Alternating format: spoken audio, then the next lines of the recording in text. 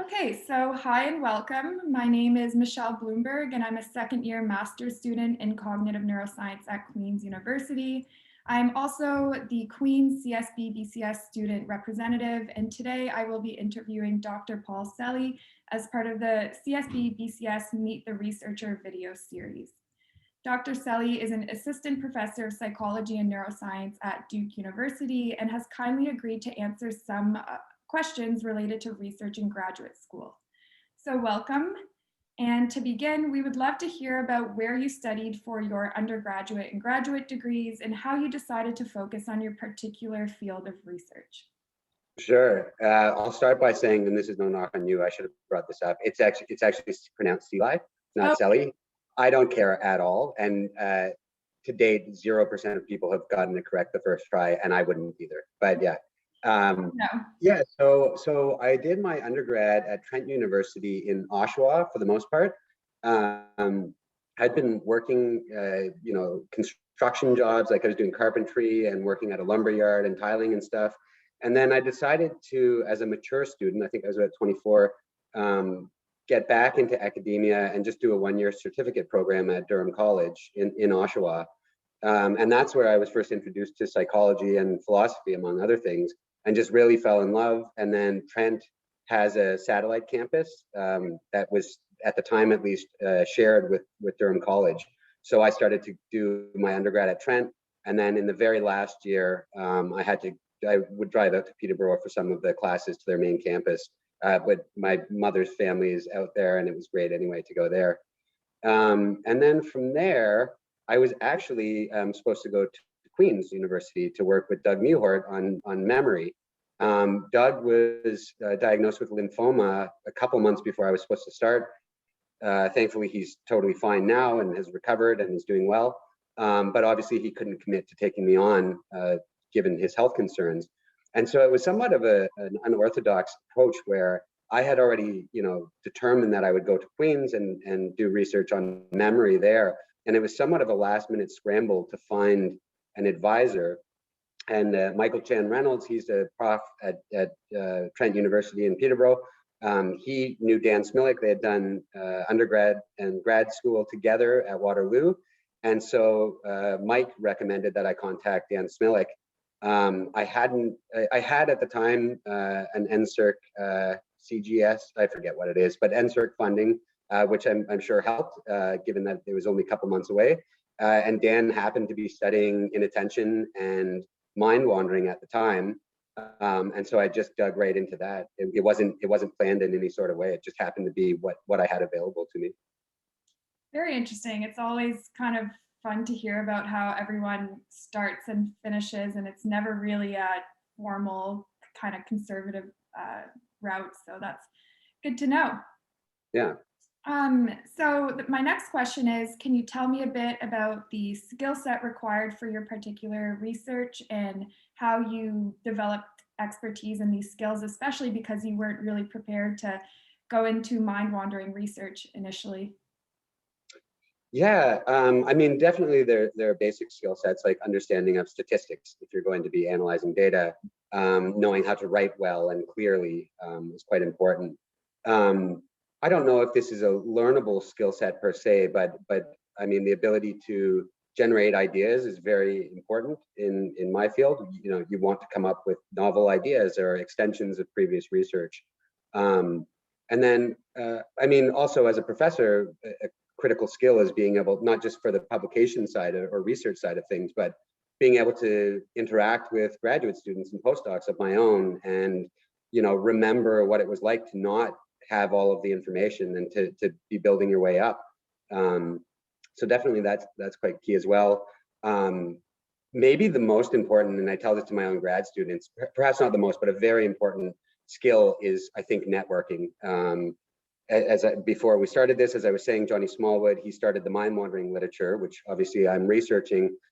He actually years ago, I think it was 2013 or 2012, we were going to a CSBBCS conference, and I knew that Johnny was coming from England.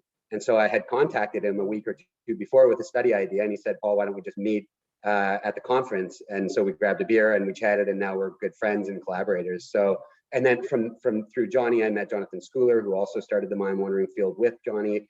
And it's just been, branching out to other researchers who can share their information with me has just been really tremendously useful. So I think one of the more important skill sets in this field is definitely to be able to network well. Yeah, absolutely. It's funny. I had class with Johnny 2 days ago, and I told him that I was interviewing you, and he told me the exact same story about him coming to Canada for that conference and grabbing a beer with you, and Yeah, has great memories of that. So that's small world. same. Yeah. And now, I mean, he's visited me at Duke. He came out a couple years ago, and now, yeah, he's nice and close. I'm from the Toronto area, from Pickering, so now he's in Kingston, so I'll get to visit him whenever COVID's over. So that'll Yeah, be great. hopefully soon. Yeah. Okay, great. So my next question is, what are some of the key challenges in your field? And if you could snap your fingers and magically improve one aspect of the study of mind wandering, what would it be? Yeah, so I actually, alongside Johnny Smallwood and Jonathan Schooler, Dan Schachter, and Dan Smilek, my advisor from Waterloo, wrote a paper on this in, I think it was 2018, 2019. And I think what I'm about to say is actually applicable to most, if not all, domains of psychology, especially cognitive psychology. And that is that it's not clear how to define the constructs that we're interested in, right? Like, what does mind wandering mean? It could mean task unrelated thoughts. So you've got some ongoing task and you're thinking about something unrelated to it. It could just be that there's no task whatsoever. Or you're on a bus or you're at the beach and you're, thinking fanciful thoughts. And so it's been really unclear in the literature how people have been treating it. Initially, it was as task unrelated thought, but then, there's trait level questionnaires asking about general tendencies to mind wander with no mention of a task. So it was just this conflation of a bunch of different related constructs. And so if I could snap my fingers, and this is what we tried to do with the TICS paper that we wrote on this topic, it would be to have researchers just clearly, I think it's totally fine to continue to use the term mind wandering as an umbrella term, but to be specific about the variety or the type of mind wandering that they're investigating, because otherwise it leads to some confusions. There's some research showing mind wandering is positively associated with creativity, where others show no relation or a negative relation. And as it turns out, it really depends on the type of mind wandering that you're looking at. Yeah, absolutely. I think that's one of the biggest things we've talked about in class is not necessarily all the specific techniques, but that it's just so hard to define mind wanderings. And that's when we read your family resemblance approach paper, which I found really interesting. So I could see that being, if there was a solution, it'd be great. But I think the approach, going about it that way, is the best that we can do right now. Yeah. And then we only have a few minutes, so I guess I'll just end by asking you, what advice would you offer to graduate and undergraduate students today? I know you spoke a little bit about networking, but is there anything else that you would suggest to younger researchers?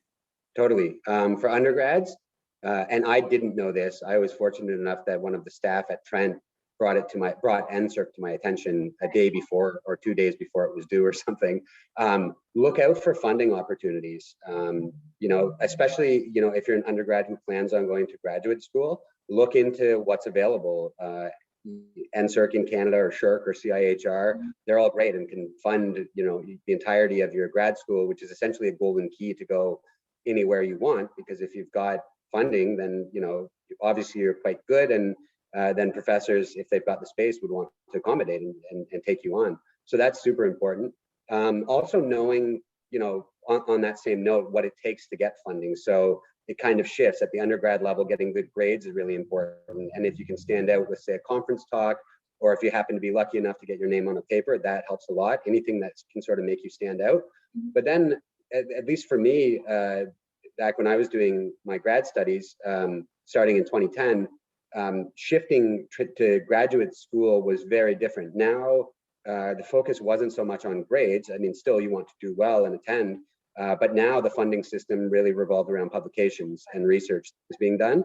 And so, I mean, maybe that changes with the times. Maybe things are different from when I was doing it. Probably not altogether different, but the best advice I can give, given that it's somewhat variable, is to identify other senior students who are excelling and ask them what should I focus on, what should I do. And I was lucky enough to have some senior students at Waterloo, Graydon Solomon and Jason Azubko, who were both doing very well. And I asked them, and they said, focus on this and that and the other thing, and it was incredibly useful. Yeah. Yeah, no, I agree. I think it's hard going from undergrad where it's just grade focused to grad school where grades aren't necessarily that important and also can take away from your research if you spend too much time on courses. So it's a Yeah. hard balance, but I think that is a really great advice. So thank you. Yeah, of course.